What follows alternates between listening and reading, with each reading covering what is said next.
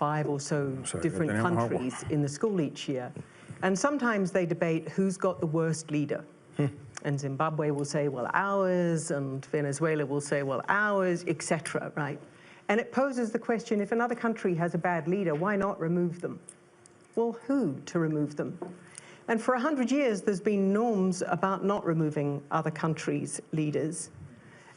We don't have time to go into those norms, but I just do want to pick up on something the president just said, which is the record of one country removing another country's leader simply because they can is not great. In Panama, in Haiti, in Iraq, let's not forget the US said we're coming to liberate you, in Libya, that it's not enough simply to make one leader disappear. The world keeps imagining that nothing could be worse than the leader that they've got, and then finding to their horror that things can actually get worse, which is why a principle of not doing this has long been with us, because it's not about getting rid of the one person. It's about what do you do with the institutions? What do you do with the people? What do you do with their aspirations afterwards? Do you go as an occupying force and spend 10 years trying to rebuild? Do you bring the whole of the international community together to make them a sort of annexed territory of a global community? It's really difficult. And there are other options to going in and capturing a leader and removing them. There are other ways that an international community can support people to end up with a government that is their choice. And so I think when it comes to Venezuela and Latin America, we need to think, well, what happened to those other means of supporting Venezuelans to ensure that the person they elected to be president would be elected? And what's the difference between saying this is a judicial exfiltration, we're just taking this person to put them on trial in the United States, and saying we are now governing Venezuela. We are now in charge of Venezuela. You know, big responsibility. We'll see how that goes. And Venezuelan resources as well. I see a theme emerging in our discussion, Ian, and it's not exclusive to the rooms of the World Economic Forum. I think it's part of what we've seen in the last few weeks in this conversation about the region. A necessary response to a regional disorder, this intervention, or something that undermines sovereignty, multilateralism, and long-term trust, which is the essential concept of our conversation. How do you see it? Well, we are in the business of trying to improve the lives of people in the region. That's our region. We do it in moments where we believe that the market cannot do it by itself, so that we have some additionality. And in the moments of change, moments where we see that there are conditions for a sustainable recovery, we do intervene, use the resources to do so. And yes, that's part of regaining trust, because I think multilateral institutions have the ability to bring trust to types of economic intervention. But you need the conditions to do so. And some of them are more practical conditions. So for example, in the case of Venezuela, you need to have legitimate by our boards to engage. We need to have approval. We have 48 members of our board, so we need approval of the members. We need to be in relationship, economic relationship, which we don't have at this point with Venezuela for other reasons. But there are other conditions which are, you need to intervene when you believe that there is a possibility of sustainable recovery, when the investment can look at the long term and believe it's a moment to enter and to have investments for the future. And that's what we're looking. In the meantime, we are an institution, the IDB. We have been following Venezuela for decades, and we continue to do so, even these years. So for example, the data most used are the data that we provide by our proprietary service, social and macroeconomic, and we have been following Venezuela in the best way we can. And we're preparing ourselves for when and if the conditions arise. Do you know something? Let me ask just one thing. Absolutely. We have regional institutions in Latin America, OAS mainly. Yes. Some others in the United Nations. But the problem is that when you go to exercise your right as a country to the OAS, for example, they are very weak, to say the least. They are very weak, and they do nothing. They do nothing. We suffered that in Panama. We exercised all the possibilities to get out of the crisis. Venezuela, I don't know how much they did, but the problem is when you discuss in the OAS and try to adopt a resolution condemning, not saying more than condemning, immediately 1, 2, 3 countries exercise the lack of consensus, which is the opposite side of a veto, right? No, I am not in the consensus. I am vetoing the resolution. So the inefficiency of our organizations in the region, that doesn't resolve a crisis. I think it's a crisis that extends beyond the region to global multilateral institutions. I was saying at the beginning that there's two components to democracy, right? The legitimacy, elections, and all the values and principles of a liberal democracy, but then there's performance and results. And at the heart of that, President Noboa, is security. You've had that experience in Ecuador. How's that trade-off between acting fast, acting decisively, and making sure that you're preserving the democratic norms? Well, it's always difficult when you're at war, and we're at war. We're at war against narco-terrorism. If you add up the amount of fighters, you'd say from the 3 largest, they're not gangs anymore, they are transnational narco-terrorist groups. We are today above 60,000 armed men and women.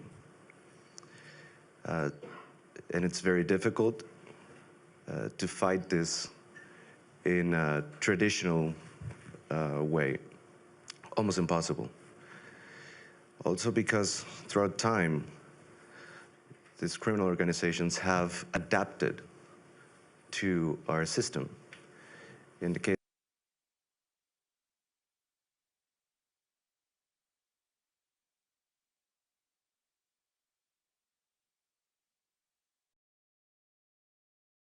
of Ecuador, we have a constitution that gives a lot of guarantees to citizens. So they adapt. They know exactly what to do. They know exactly how to get caught. They know how to present an habeas corpus. They know how to play the game. So by using all the democratic, let's say, ways, rules, they know how to play them better. That's the reality. We're fighting a war that is not only on the street. It's a war that is in courts, is a war that is in the media, is a war that is in social media also, in that it's a complete war against evil and narco-terrorism. That's why the only indicator that we see now, and that I tell my team that we should see, is the poverty index. Not GDP growth, not anything else. So we see the poverty index. Why? Because in a ways we're taking people out of poverty, out of the hands of these narco-terrorist groups, and we're giving them a chance to live a regular life. Ecuador right now, poverty index is at 21.4. It's the lowest poverty index rate in the history of the country. And for me, it's the only number that matters. But there's a fine line between protecting people and protecting the rights of people, protecting the rights of the majority of people or protecting the rights of the minority that wants to destabilize? It's a question that we ask ourselves every single day, that we have to fight every day to keep that balance. If we break that balance, then we would not be any better than Maduro. Mm-hmm. And Nair Woods, this situation where emergency measures seem more permanent, not just in Ecuador, but in other parts of the hemisphere, this erosion of trust in the capacity of the state to intervene in a way that really moves the needle and makes a difference in people's lives. Do you think that's the primary failure of democracy in Latin America?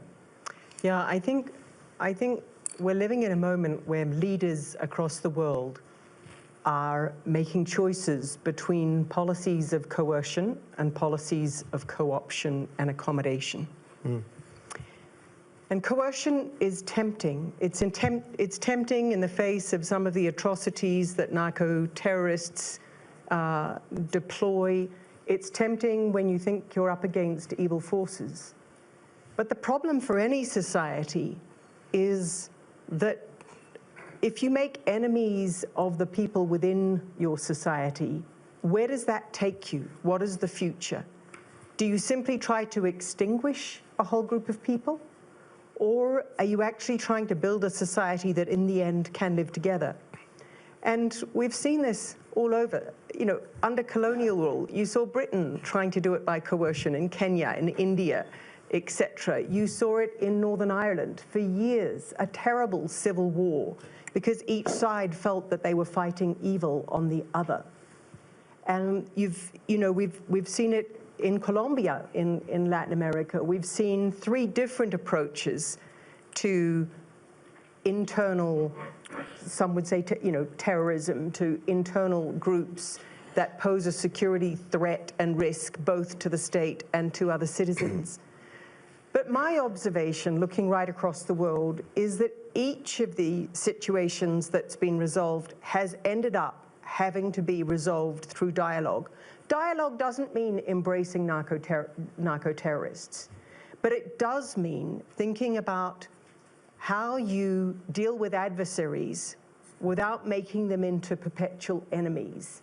It does mean look at the experience of other countries in finding a way to build to a future together. Because in the end, a society that is in a perpetual civil war is never going to be secure for anybody, not for its citizens, not for its government, not for its international investors.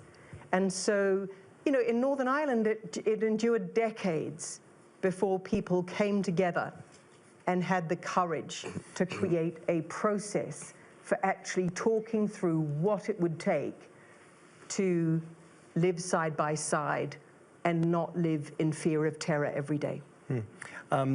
Let me change the tone a little bit before we go to our audience for questions, because Latin America seems to be back at the center of global geopolitics, and it's not because of its internal challenges, which we've already covered some of them, but because the world increasingly needs or depends on the region for its resources, migration control, and policy alignment. So, Ian, in terms of the opportunity there, a world that is more dependent of Latin American resources, of Latin American stability, political alignment. What does that mean for the region, for the region's future? Well, it is definitely we are seeing more attention to the hemisphere, to the region, and this is a double sword because at the same time there is a lot of challenges and geopolitical issues that come to the forum, but there's also opportunities. And our challenge together is to use these challenges and enhance the opportunities. You mentioned critical minerals. Definitely, if the world is looking for safe supply chains, to diversify them, and the region is responsible for at least 1/3 of the minerals of the world, this is the place where we can embrace and be part of the global economy in a constructive way. And the way to do it is, of course, bringing value, bringing investment, bringing processing, try to bring more job creation with this opportunity. There are other opportunities, energy supply, also very important coming from the region. Security, we are part of which this discussion of security is very important. This is about organized crime. It is not about just one country. It's not about only Ecuador, Panama. It is across the region. One thing that surprised me the most when I got to the job was that the development bank will do security. Mm-hmm. We cannot hire police or military, but we created the Alliance for Security because every other president in the region, independent of the political side, will tell us, for development, we need to deal with security. So the Alliance is against the organized crime, is about organizing ourselves, is about exchanging information. For example, one result of the Alliance is exchanging criminal records that we didn't have. When one criminal crossed the border, we didn't exchange it. So now we are doing it. Or we're using technology to use Brazilian, for example, looking at illegal mining in the Amazon and do it in the rest. Things like that, we need to start using intelligence. Why is it a regional opportunity? Because part of the organized crime and the narco traffic is part of the region, and it's an opportunity for us to embrace it and to try to do it in a constructive way through dealing with social, as the President mentioned, dealing with the institution, giving them the support where the state can be present, and finally, dealing with the legal transfer of money that we can try to work on. Ian was mentioning, President Molino, the political spectrum, the ideological spectrum in Latin America, how it has shifted from a more leftist governments in Latin America to a mix of conservative and leftist governments. How do you see that in terms of the global cooperation that it's needed in the hemisphere, given everything that we're seeing in the world right now? I think that the financial institutions are working better than years ago. And they are putting in the balance whether I'm going to help a dictator or I'm going to use those funds to help the development of a democratic nation. I think that is a key element because at the end, for example, we are fighting in Panama because we inherited the former government, indebted the government the double. Panama has a public debt of $56,000 million US.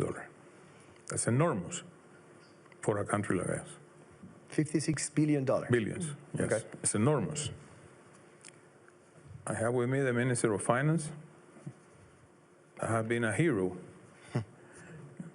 in a very dramatic year, trying to balance, to put fiscal controls, to reduce the level of deficit 3.5 points from 7.35 to close to 4.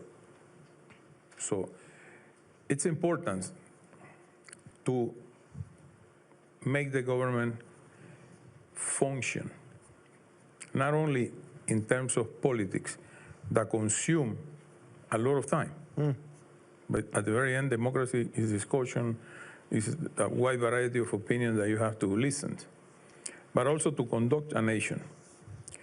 I think, Jan, one of the problems that we are facing in the region is education. I'm entering in a process of transforming the law of education in Panama that was enacted in 1946. And no one has dared to enter into that process. I did it. And I hope that more or less March, April, we will have a draft to go to the Congress or to the Assembly. That's important. Investing in education is a one-generation period of time that you have to wait. Yeah, especially at a time where technology is impacting Because at this moment in Panama, those kids or students who has the chance not have to be rich people. Many, the majority of them, the fathers are making a big effort to send the children to private school. It doesn't mean that you are rich. No. But the majority in the public schools face a gap, a big gap between one another, big gap. And that brings, in the medium and long run, a lot of stability.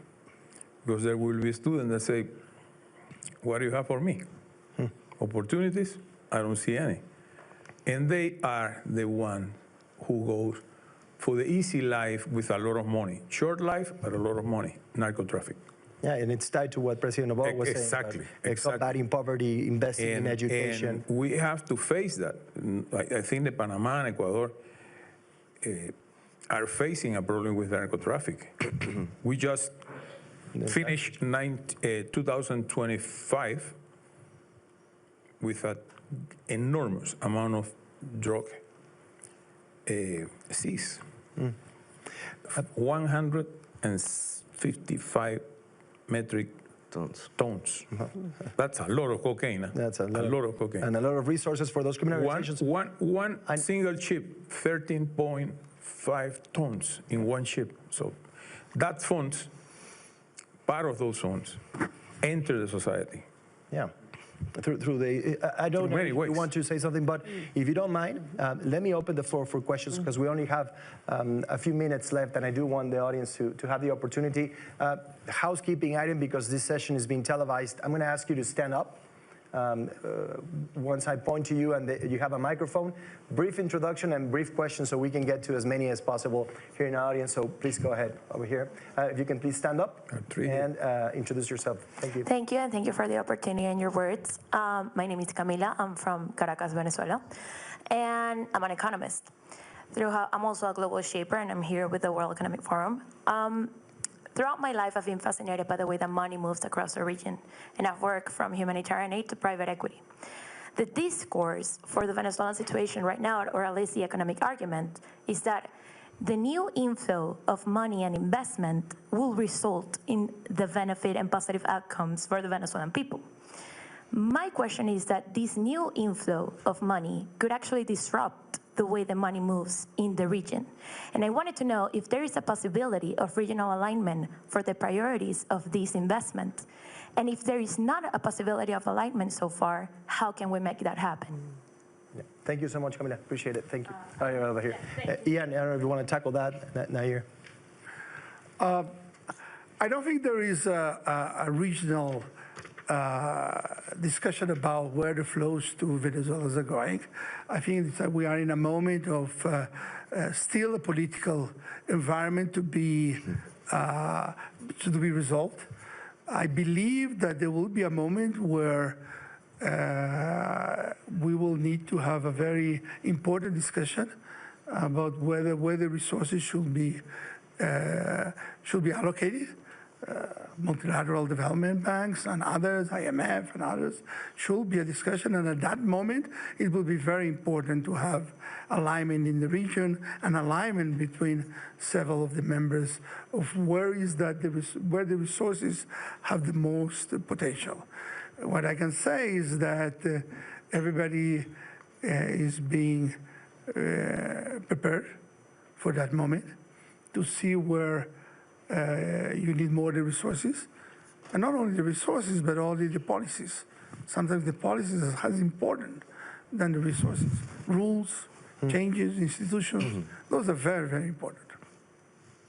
And Yes. I agree. Look, the natural resources across Latin America give me huge optimism for the continent. It's got extraordinary resources, extraordinary talent. It's also got, over the last few decades, people who have fought really hard for democracy and for democratic governance, which has given lots of countries on the continent real security. It's also got, as the President mentioned, habits of cooperation on the nuclear treaty in Southern America, the CAF in the north. So all of this is reasons for being optimistic. But now every country on the continent is facing a competition between outside powers, the US, China, for control.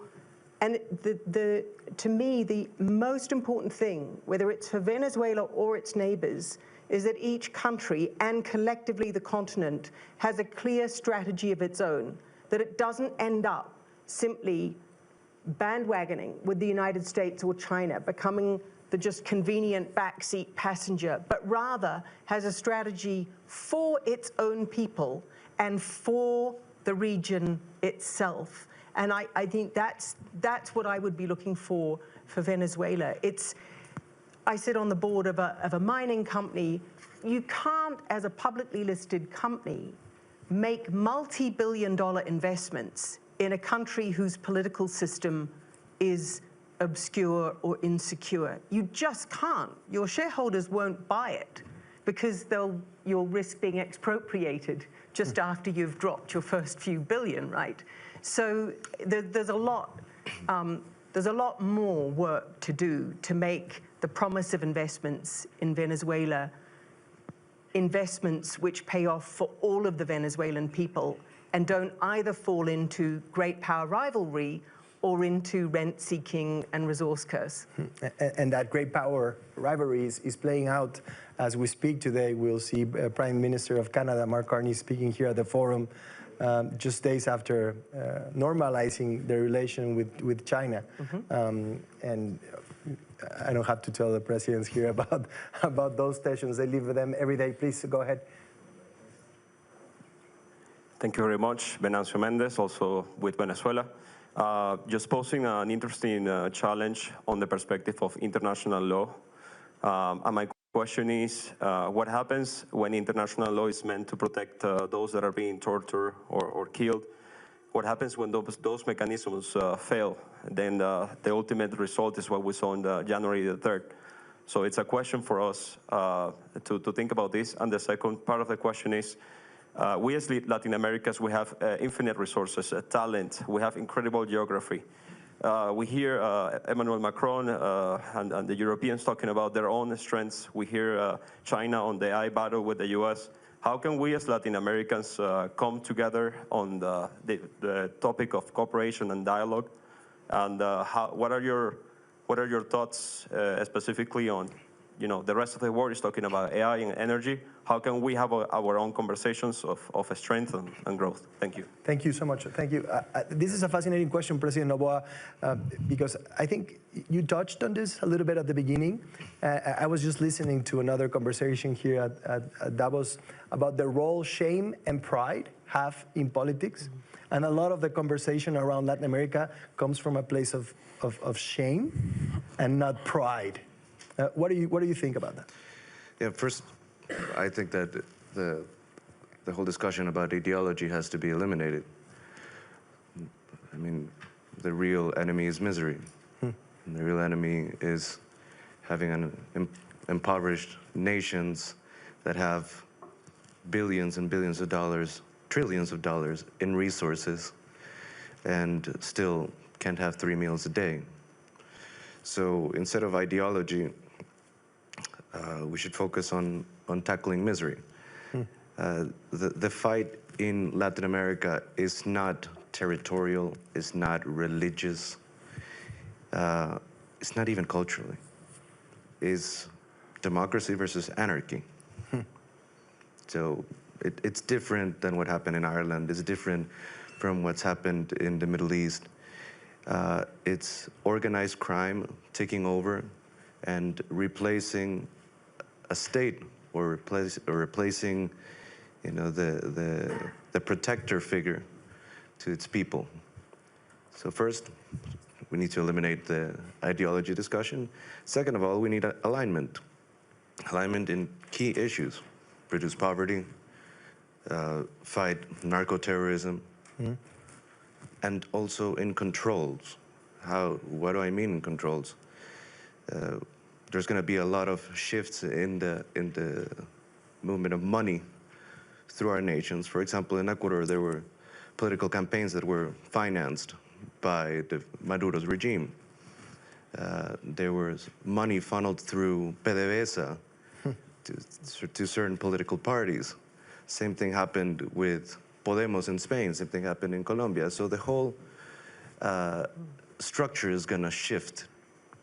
And we need to use those resources to benefit people. Then be aligned also in controlling that money, the flow of dirty money, and today, dirty gold. The multiple in gold at today's price, which reached 4,725, using mercury, which is illegal, but illegal miners use it, the multiple is very similar to cocaine. So even narcos are adapting. They say, you know what? If they catch me with a kilo of cocaine in a highway, I'm going to jail straight. If they find me with a couple of kilos of mercury? No, of gold. They'll applaud me, probably. So they're shifting. The criminal structures are shifting. Now it's not only drugs. Now it's drugs. It's illegal mining. It's human trafficking. And we need to work on the basic things that we all agree, eliminate the ideology discussion, and understand that we're very similar in Latin America. We just need to fight the right fight together. Ian, you were nodding, so I know you want to say something.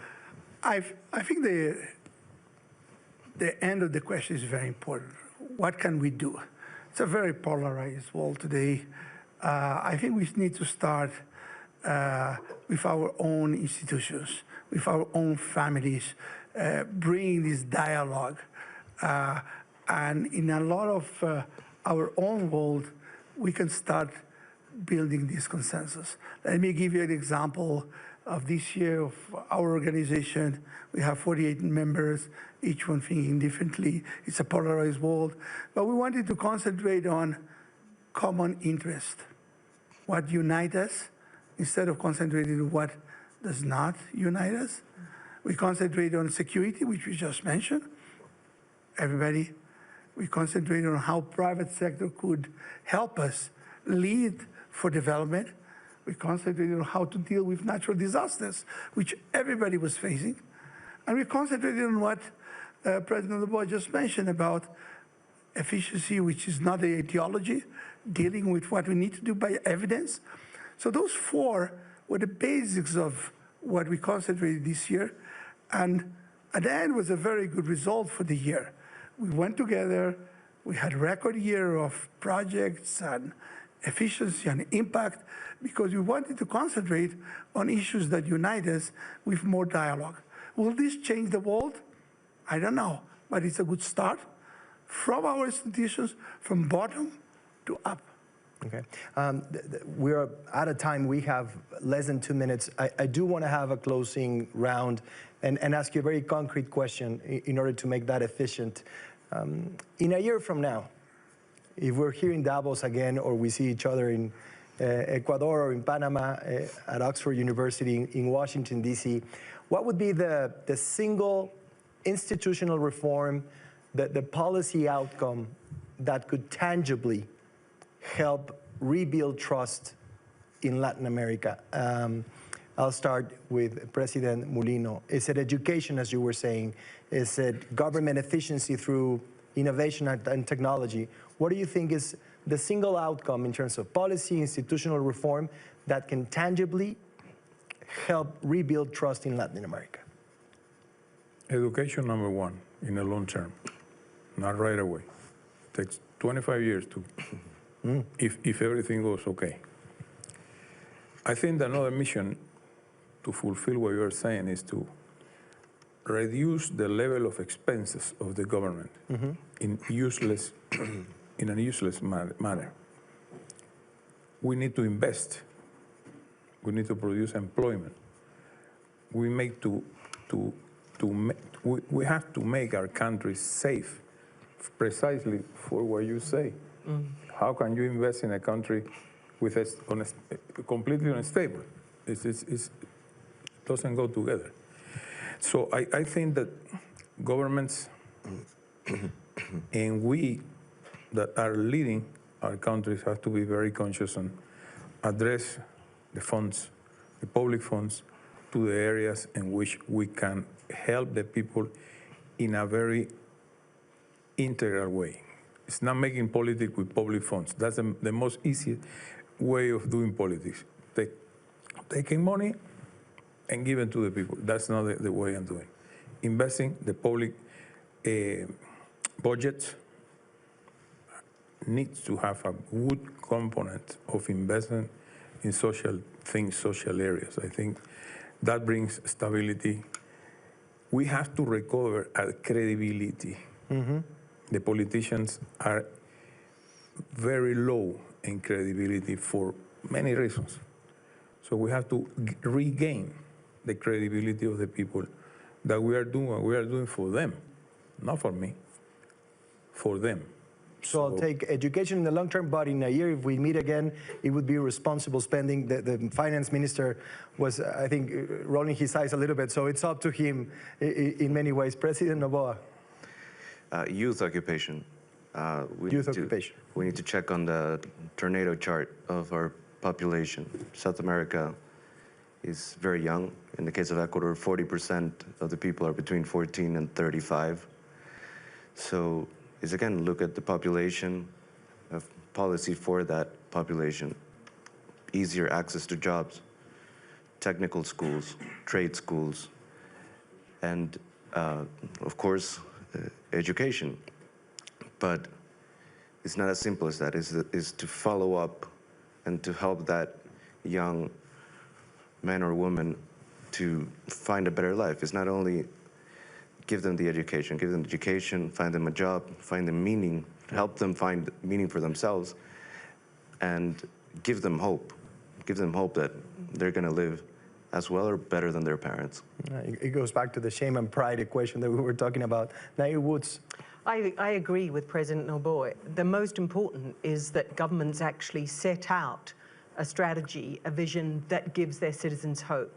In too many countries, politicians are saying, we've got to manage the mess that our predecessors made, we've got to manage our international relations with the superpowers, and they're failing to set out a strategy of where the country can go that actually gives their young people hope and a sense that they'll have a future. I also wanted to pick up on President Noboa's point about illicit flows, because that will crucify the ability to do a strategy. And the single most important thing for me is crypto. Because I sat here in Davos last year listening to security chiefs and financial controllers talking about, as the global economy goes crypto, governments, regulators, integrity organizations lose all control of illicit funding. And I think that's something that we should come back to next year. Absolutely. 30 seconds here. So let me concentrate on the regional aspect, because I agree with education, illicit flow. From a regional perspective, in a year, if we have agreements like the EU-Mercosur that is actually starting to implement, if I see the region having more agreements between Central America or between North and Central or South connection, if I see more of that actually being implemented, I think it's a good step forward. Wonderful job in doing it in 25 seconds. Thank you so much. This year's theme in Davos is the spirit of dialogue, and I think we see that as an aspiration, and the only way that we can make that happen is through conversations that matter. I really hope this conversation mattered to you and it was of your interest. I appreciate President Noboa, President Mulino, Nair Woods, and Ian Goldschmidt for their time and for their incredible insights. Thank you so much and have a wonderful day.